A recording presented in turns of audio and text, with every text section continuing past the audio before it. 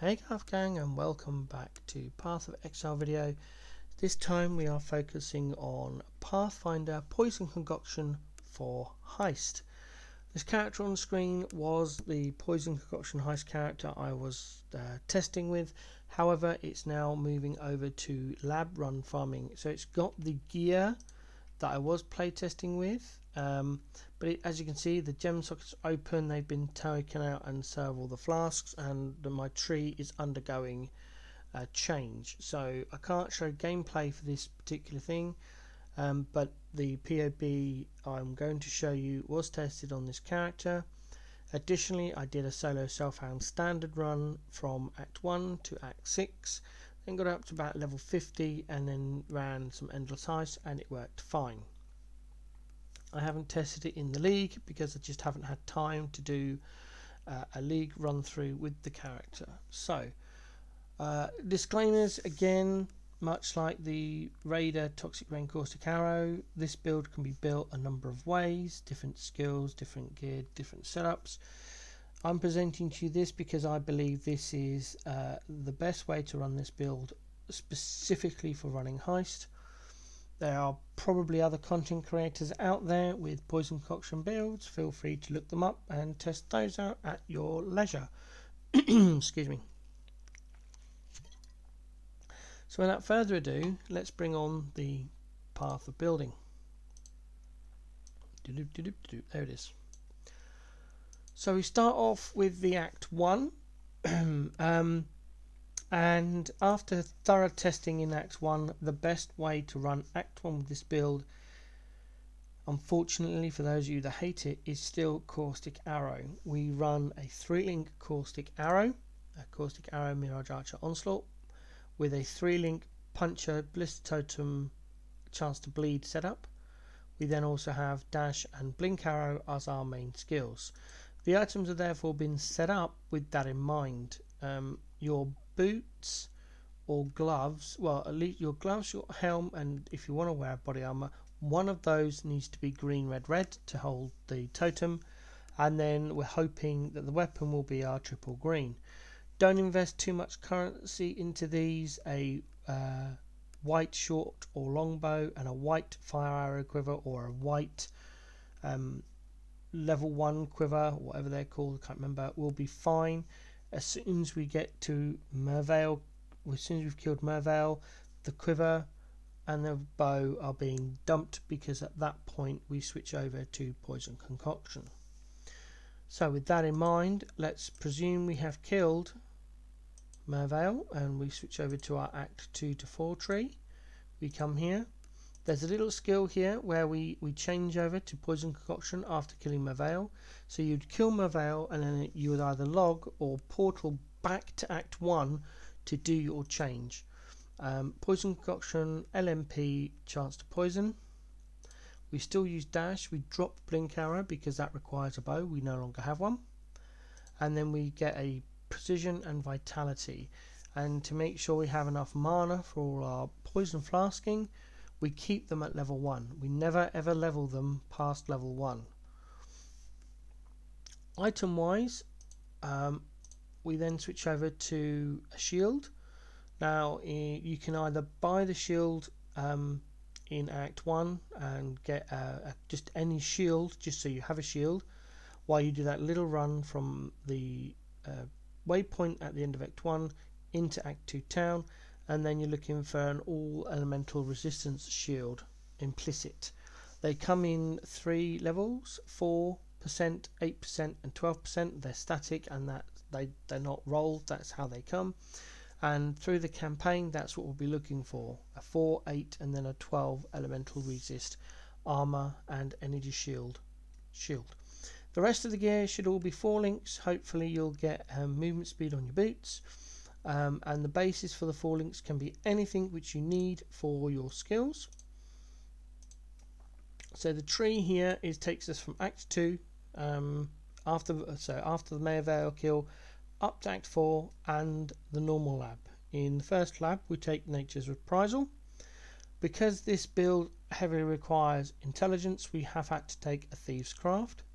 Additionally, a Agat Amulet and a strength heavy belt are mandatory for this build until the later levels.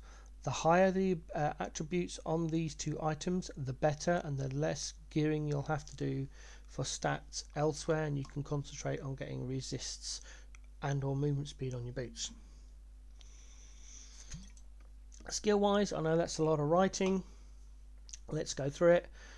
We start off with your poison concoction, your 4-link, LMP, void manipulation and vicious proj. We drop chance to poison in favour of void manipulation, but we'll go through the notes in a moment. In Act 2 we add Herald of Agony and activate it, so you then have Herald of Agony and your level 1 precision and your level 1 vitality. In my testing, it still gives you enough mana. You might have to tap the mana flask a little bit more often, but it still leaves you enough mana to get the job done. You then got Blood Rage for bosses and any pesky rares that may get in your way but you want to kill. The unbuffed very short duration of this won't have any effect on you. The damage increase we get from running the Blood Rage will just nuke the bosses and rares quite quickly. I suggest using Alchemist Mark or A Mark here. I haven't had a chance to test this because all my testing was done pre 3.19. I was using Sniper's Mark and that was working beautifully, but obviously that's gone/reworked. A Mark, from what I heard, is really good for poison concoction, but I haven't had a chance to test it. So if you use my POB and in this build in 3.19, please give me some feedback on how it feels to run A Mark, and I can update the POB based on your feedback. We add Grace, and at the point we add Grace, we then have Herald of Agony and Grace running. You'll then have the Mana Reservation Mastery for Grace, and we remove the level 1 Precision and Vitality. You can either just sell those for 2 Wisdom Scraps or just delete them, or you can sell them with any Iron Rings you have to get a Topaz/Ruby Ring back. In Act 3 we also add our Plague Bearer, and then in Act 4 we link our Plague Bearer with increased area of effect. In Act 4 we also need an Alchemy Orb to pick up cast when damage taken. CWTT has one of the highest XP costs for a normal gem in the campaign, and we need to buy one now because it needs to be level 3 to 5 once we do our true endless heist, and that can take a while to level up. So that needs to be brought. If you have a second alchemy orb, then buy phase run to start leveling that. If not, just wait until Act 6. Item wise for Acts 2 to 6, it's all here as I've just gone through.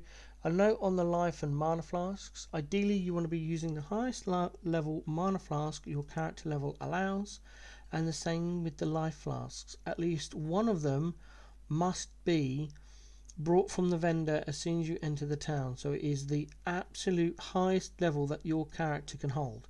And in going through the campaign you want to have your life flask highlighted, because otherwise your poisonous concoction will start to do less damage because your life flasks aren't up to date.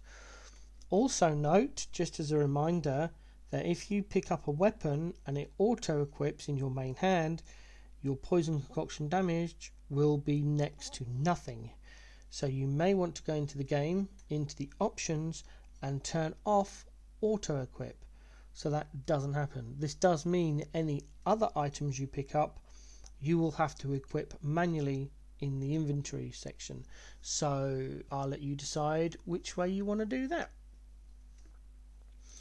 So that's the skills and the items for the Act 2 to 6. The tree is done slightly different. It's done Act 2 to 4 and then Normal Lab. Once you come out of Normal Lab, you are then into Act 5 to 7 and Cruel Lab, where we pick up Nature's Boon. And there's your tree for that, with, like I said, Thieves Craft. It's a major point to get.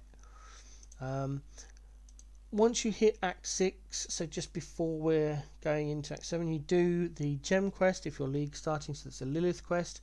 You go up, you talk to her, and then you head along Act 6 and you do a left straight into that area, kill all the mobs, portal/logout and go and hand that in and start buying your gems if you have the currency to do so.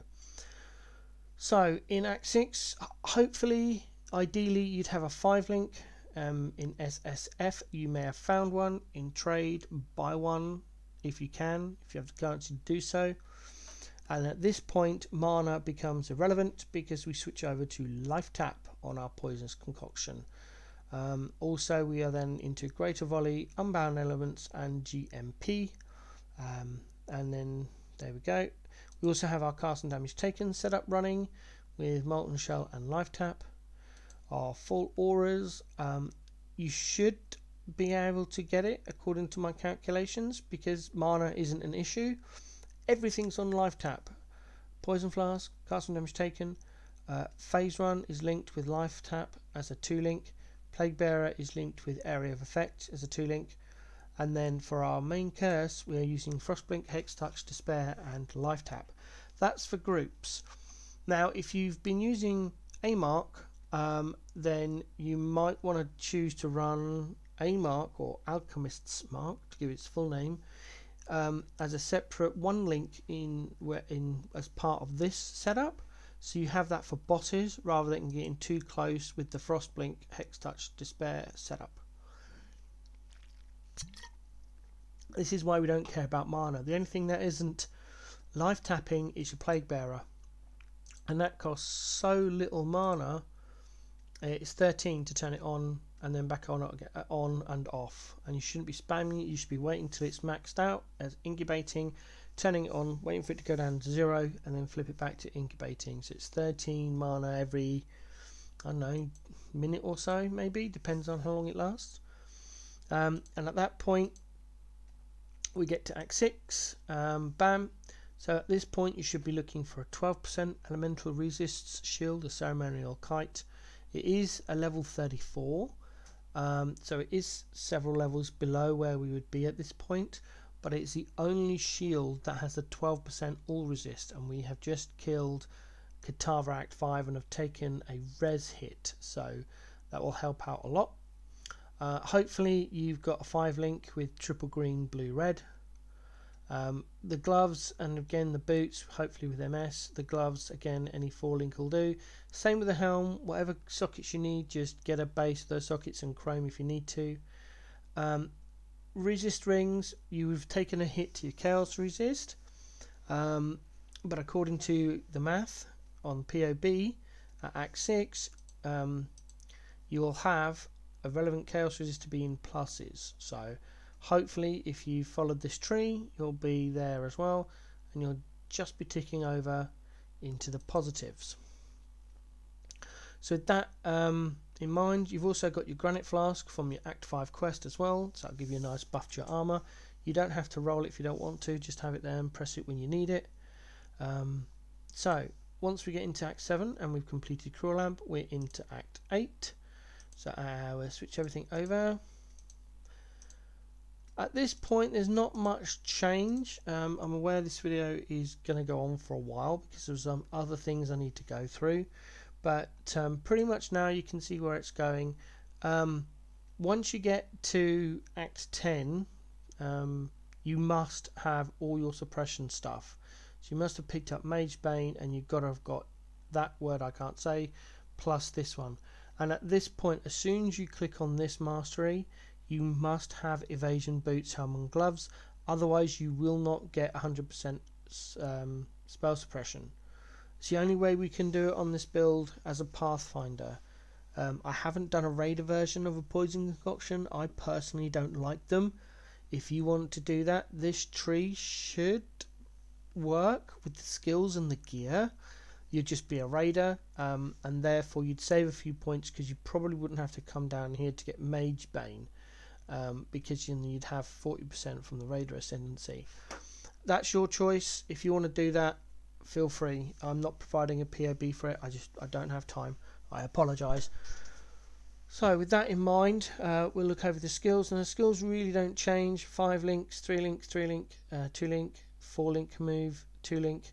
We've got Void Manipulation sat in our offhand levelling up, ready to go into a 6th link when you get it.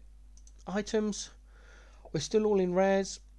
By now you'll have all your flasks. So you've got your Act 5 quest rewards, your Act 7 Jade flask, and your Act 10. I've selected Stibnite for the extra evasion, but theoretically you could have whichever flask you prefer here. Any ones from the Act 10 quest reward is up to you. I just prefer having the more evasion, going off every now and again. But again, that is an open-ended flask slot, and again a reminder: don't equip a weapon. Moving on quickly, we go into the baby heist setup. Clickety clickety clickety click. Want it all lined up for you. There we go. So it's very similar to what we had on the last one. Pretty much the same almost. We've got our Merc Lab in there as well. So we've got Nature's Boon, Nature's Adrenaline, and Nature's Reprisal. I did do some testing by dropping one of these two, Adrenaline or Boon, in favour of Mars Toxicist, and these two just work out better. This one is kind of a must because it's so good. I don't think the POB numbers do it justice because the Chaos Skills have 30% increased AoE, which means your Plague Bearer is going to be massive. So with a baby heist tree, sorry for that little zoom there, press the wrong button. There's all your skills again. Again, we got a spare slot in your cast when damage taken, because that'll be in your gloves, so you'll have a spare socket. You can put whatever you like in there. Once you're heisting, Alchemist Mark becomes pointless because it is only a single target, and the idea with the Frostblink is as you open a door when you're running out, you can Frostblink through them, which means they'll should automatically miss because their attacks are aiming towards where you were coming through the door. But additionally, you'll apply Despair to everything, and therefore your Herald of Agony, and if you've got it up, which you should do, your Plague Bearer will do a ton of damage and hopefully kill some of them as a defensive measure. Item wise, at this point you'd be looking to move into a 5-link Dendrobate, and you're not that far off. The 88% increased damage with poison if you have at least 300 dex is not that far off. It may look massive, but that's only 2 rolls of 25 dex, which is another reason why I haven't put any stats on the gear really. You do need an intelligence roll on your helm, and you do need that Agat amulet with a 25 intelligence craft, and you need at least 125 intelligence craft on one of your rings. And then you still need your strength, at least a plus 35 belt or a 35 strength from somewhere. Not your tree. We are so starved on points on our tree, it's unbelievable. Your tree, we drop Thievescraft in Baby Heist, we just don't have the points for it. So you're going to have to be really careful here about your attributes and make sure you hit it. But it is theoretical possible if you get some high rolls on the gear to hit 225 dex rolls and about 7 intelligence, I think it is. 150, yeah, so we're almost there on the int roll. So that's the Baby Heist. And then the last one is what I'm calling the True Enders Heist, which is 67 to 68. So let's switch that over. Go into our items. Now this is where you really do have some options. I have solved all of the intellect requirements by popping in a fertile mind here. They don't appear to be that expensive as of 3 hours ago. This is being recorded local time, as you can see there, 22:14 on the 29th of August. So I checked 3 hours ago, and uncorrupted, these are running at about 5C. Not even a max int roll, just an ordinary one like this in the tree. So they should be easy enough to pick up. We're also running a Conqueror's Efficiency, just to give us a little bit more mana for operating our Plague Bearer. And it also hopefully will have an increased duration of our poison skills. Again, you can swap out the jewels if you don't like that, but if you take out Fertile Mind, you then need to find 80 odd intellect from somewhere. Skills, hopefully you're now in a 6-link body armor for your poisonous concoction, at which point we add in void manipulation. Nothing else changes. Again, you still have that empty slot there to put something in. If you wanted to put blood rage in, you can do. I'm not suggesting it because it could drain your life. We're life tapping our poison flask anyway, so just be aware of that.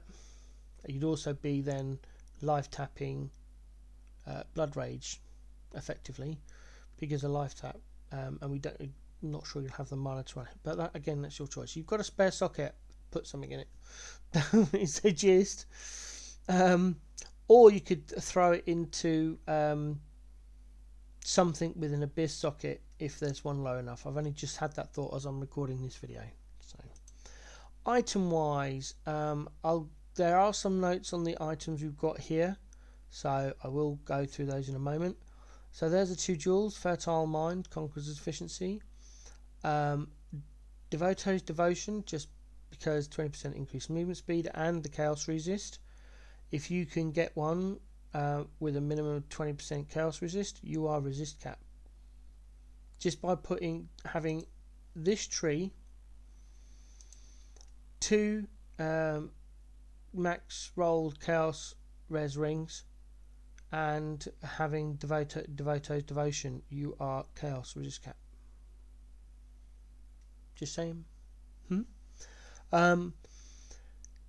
Body armor, you could use a Dendrobate, but the only reason to have one is to hit that 150 intellect.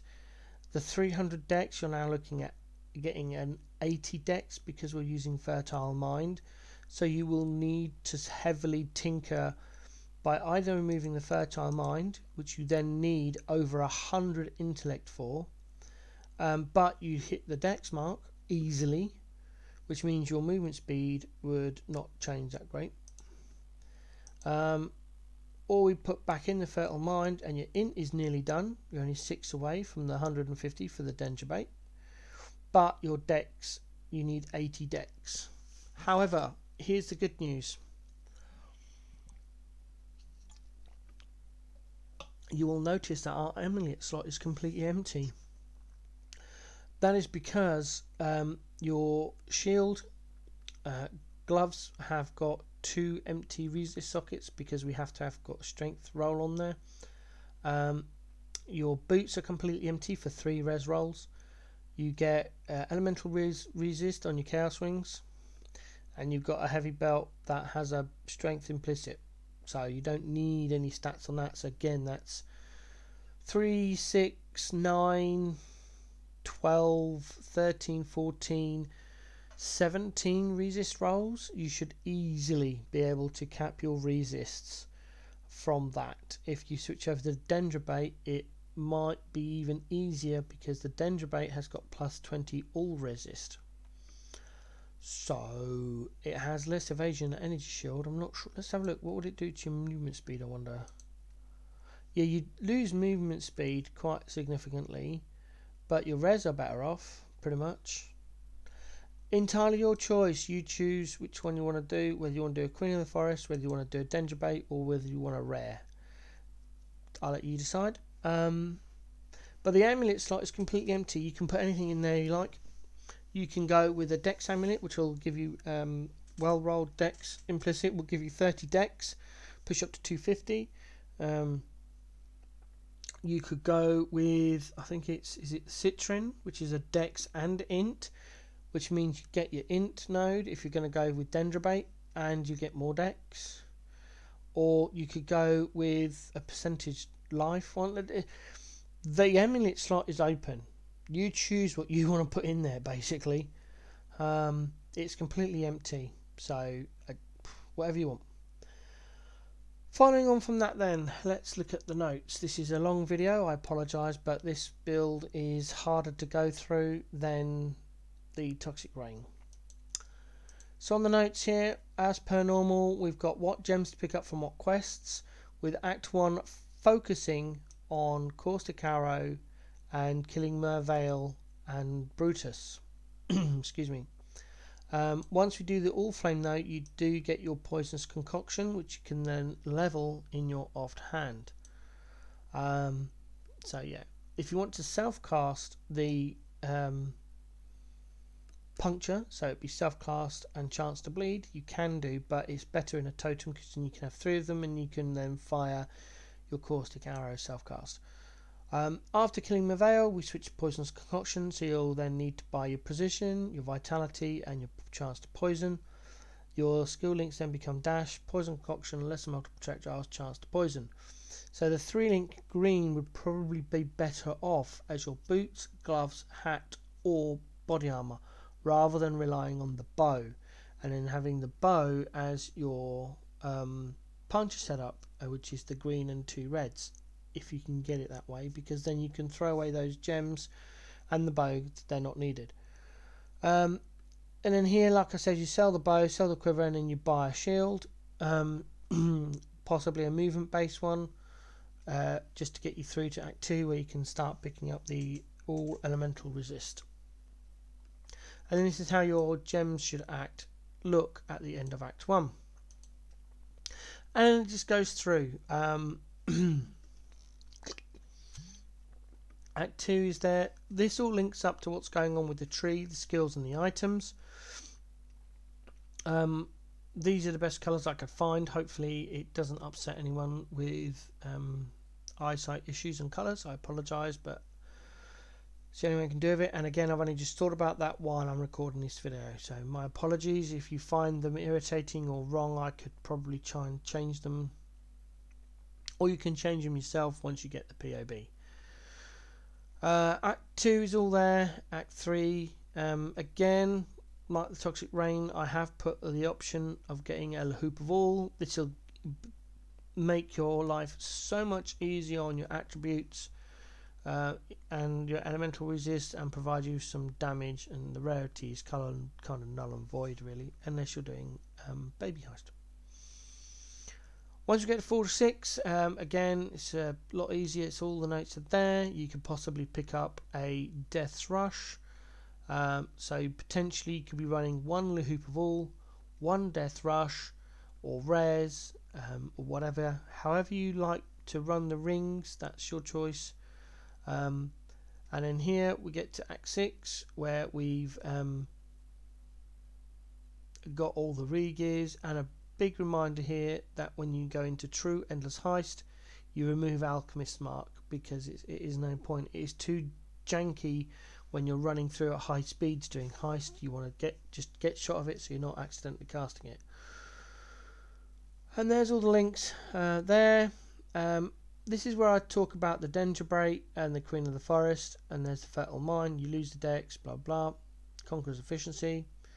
The same rings as we had in the Toxic Rain. If you watch that video, yeah, they'd work, but again, you'll be looking at fiddling around with your resistances if you go for either one of these options.